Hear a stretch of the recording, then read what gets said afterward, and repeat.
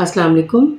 I am Dr. Shagufta Ali Sheikh. I am a practicing homeopath and consultant dermatologist.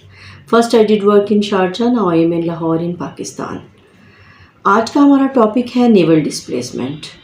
इसके बारे में एक patient ने 2-3 वीडियोस पे जो है वो कमेंट करके रिक्वेस्ट की थी कि आप इसके बारे में कोई लेक्चर दें। तो आज का जो लेक्चर है वो नेवल डिस्प्लेसमेंट के बारे में है। नेवल डिस्प्लेसमेंट के बारे में थोड़ा सा इसका इंट्रोडक्शन देना चाहूँगी कि पहली बात तो ये कि नेवल डिस्प्लेसमेंट के मुतालिक एलोपैथिक में कोई कॉन्सेप्ट नहीं है, वो इसको सिरे से ही कोई बीमारी कंसिडर नहीं करते, तो इसका कोई ट्रीटमेंट भी उनके पास नहीं है। लेकिन नेवल डिस्प्लेसमेंट एक बीमारी है। आम ज़ुबान में इसको नाफ का गिर जाना या नाफ का टल जाना या कोई भी लफ्ज़ इसके लिए इस्तेमाल करें। नेवल पॉइंट जो होता है वो हमारी बैली का बटन पॉइंट होता है, सेंटर पॉइंट होता है। तो बाज़ औक़ात ऐसा होता है, कुछ ऐसी वजूहात होती हैं जिसकी वजह से ये अपनी ओरिजिनल पोजीशन पे, जो अल्लाह ताला ने इसकी ओरिजिनल पोजीशन बनाई है, उससे दाएं बाएं हो जाता है। चूँकि ये बहुत ज़्यादा रिलेटेड होता है, एसोसिएटेड होता है with digestive system, so digestive system disturb हो जाता है इसकी वजह से। एक बात जान लीजिए कि डाइजेस्टिव सिस्टम अगर डिस्टर्ब हो तो भी नेवल डिस्प्लेसमेंट हो सकता है, या अगर नेवल डिस्प्लेसमेंट हो तो भी डाइजेस्टिव सिस्टम डिस्टर्ब हो सकता है। तो सबसे पहले तो इसके जो बारे में थोड़ा सा ये जान लीजिए कि नेवल डिस्प्लेसमेंट जो होता है वो डाइजेस्टिव सिस्टम से रिलेटेड होता है। इसके अलावा इसके अंदर सेंसरी इम्पल्सेस या नर्व्स जो हैं वो जाती हैं जिस्म के मुख्तलिफ हिस्सों में, जिसमें किडनी है, पेनक्रियाज है और लिवर है, एड्रीनल ग्लैंड्स हैं जो किडनीज़ के ऊपर होते हैं, जिसकी वजह से जिन जिन चीज़ों से ये रिलेटेड होता है वो सारी चीज़ें डिस्टर्ब हो जाती हैं। यानी नेवल डिस्प्लेसमेंट में पेट भी डिस्टर्ब हो सकता है, लिवर भी डिस्टर्ब हो सकता है, किडनी भी डिस्टर्ब हो सकती है। एड्रीनल ग्लैंड अगर डिस्टर्ब होगा तो ऑब्वियसली उसकी सेक्रेशन भी डिस्टर्ब हो जाएगी। आम ज़ुबान में अगर आप इसके मुतालिक बात करें तो वो ये है कि अगर किसी की नाफ जो है वो गिर जाती है तो उस सूरत में उसके जिस्म के जो बड़े बड़े ऑर्गन्स हैं, जिसमें लिवर है, जिगर है और इसके अलावा लबलबा है और उसका जो निज़ाम हज़ाम है, ये डाइजेस्टिव सिस्टम है, वो उसके सिम्टम्स आपको दे सकते हैं ये।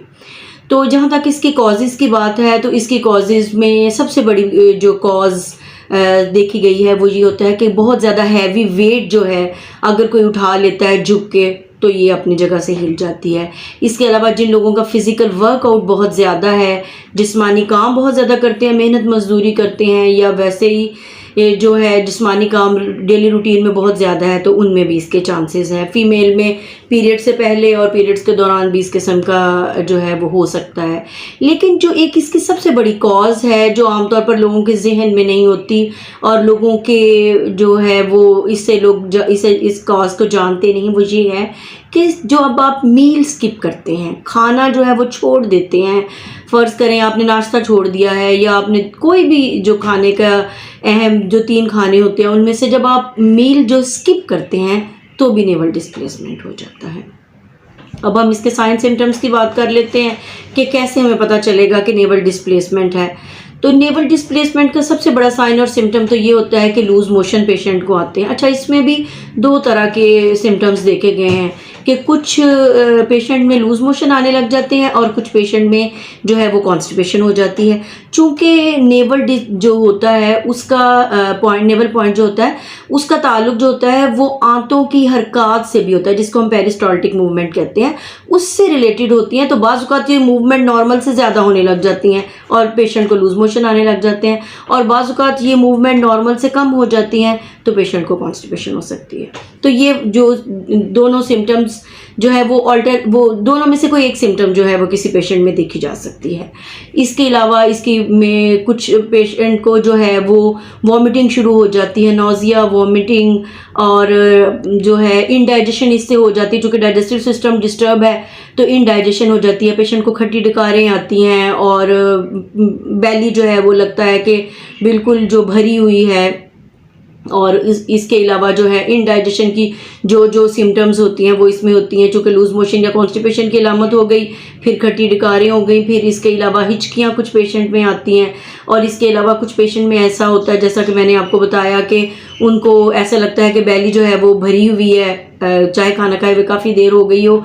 इसके अलावा कुछ पेशेंट में इस फेरेंटल जो है, ये जो माथे का हेडेक है वो भी होता है, और उसके साथ आइज़ की हैवीनेस भी आ जाती है। अब patient to patient symptoms vary करती हैं, और जिस तरह से सिम्टम्स चेंज होंगी वैसे ही उसकी मेडिसिन भी चेंज हो जाएगी, क्योंकि होम्योपैथिक में तो ये ट्रीटमेंट जो है अकॉर्डिंग टू सिम्टम होता है। इसमें ऐसा नहीं है कि नेवल डिस्प्लेसमेंट की कोई मेडिसिन मैं आपको बता दूं और उसके मुताबिक जो है वो आप मेडिसिन ले लें। नहीं, पेशेंट की जैसी सिम्टम्स होंगी उसके मुताबिक उसकी जो है वो ट्रीटमेंट होगा।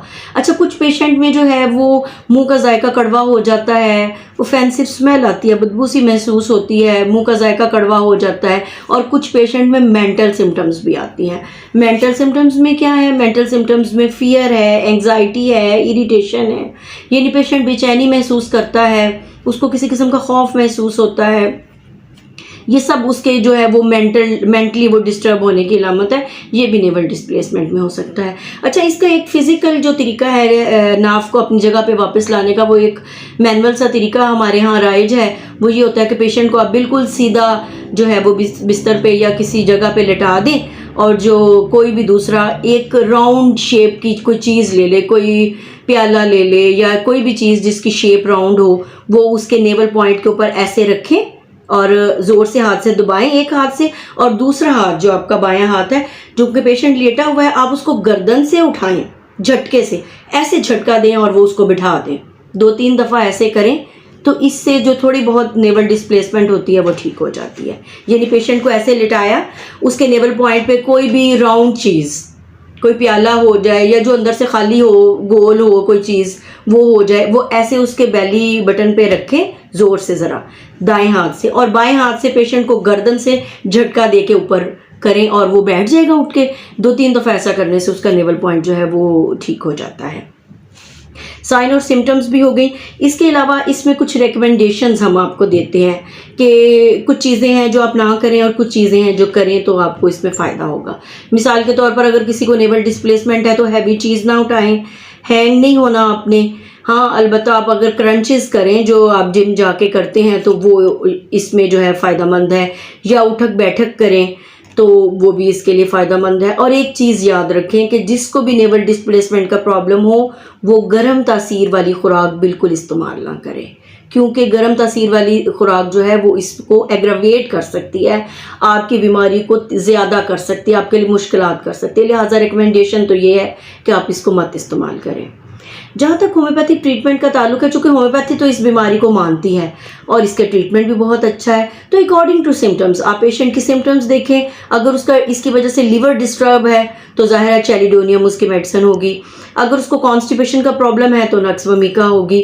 इस तरह से अगर उसको डायरिया है या उसको लूज मोशन आ रहे हैं, लेकिन साथ आपने एक सिम्टम पे बेस नहीं करना, उसके सिम्टम्स को कलेक्ट कीजिए और उसमें देखिए कोलोसिंथेसिस जो है वो बहुत अच्छी मेडिसिन है इस सिलसिले में।